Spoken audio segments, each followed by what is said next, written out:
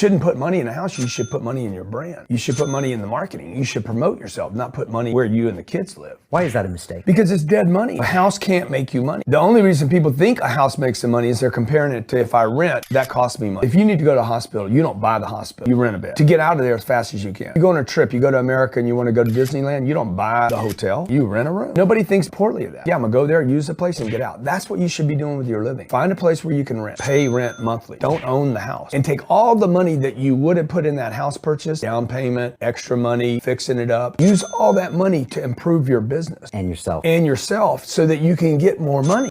Thinking of buying a house? I'm gonna change your mind. A lot of my friends in Sacramento are buying stuff like this right now. $500,000, 2,000 square feet, close to downtown, real pretty and flipped on the inside and looks like a total shoebox on the outside. This is a really bad purchase, guys. Don't waste these historic low interest rates on stuff like that that's just gonna take money out of your pocket. Use the low interest rates to get something like this instead. For the same exact price, you're getting 10 units in Frankfort, Kentucky in a B-class neighborhood with a high return on investment, and it's beautiful. And it's actually making you money. This thing's renting for over $6,000 a month at a 20% rate of return on a nice property in good condition. Guys, you don't have to rush to jump on the homeowner bandwagon. You definitely shouldn't be jumping on the upgrade bandwagon just because you can afford it. Invest that money, you can get something much better for your $500,000 than a house in California. If you're smart, you don't want to buy this. Instead, you want to buy this. You see, this is a duplex. So you can live on one side, rent out the other side, and have your renter pay for your mortgage and you live rent-free. When you're ready to buy your dream house, you're going to rent out your units. Now you're going to take rent from both units to pay for the mortgage on your dream house. And that is the smart way to do it. The advice is there. The choice is yours.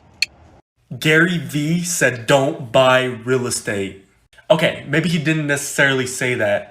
But Gary Vee did say that home ownership in your 20s and 30s was pointless and it was better to use that down payment money in order to stimulate your business. Gary is a very interesting entrepreneur that has some very controversial ideas when it comes to college, sport cards, social media, and now real estate. But I agree with him to an extent, and here's why. If you're purchasing real estate at a young age, it's best not to lump up a huge sum of money and park it into a house where it's going to be stuck. It is better to use that money to start a business or a venture and basically use that money to leverage yourself for more money in the future. And if you are set on buying a house, try not to put a lot of money into it. Try to do creative financing, possibly some down payment assistance, but not a lot of down payment.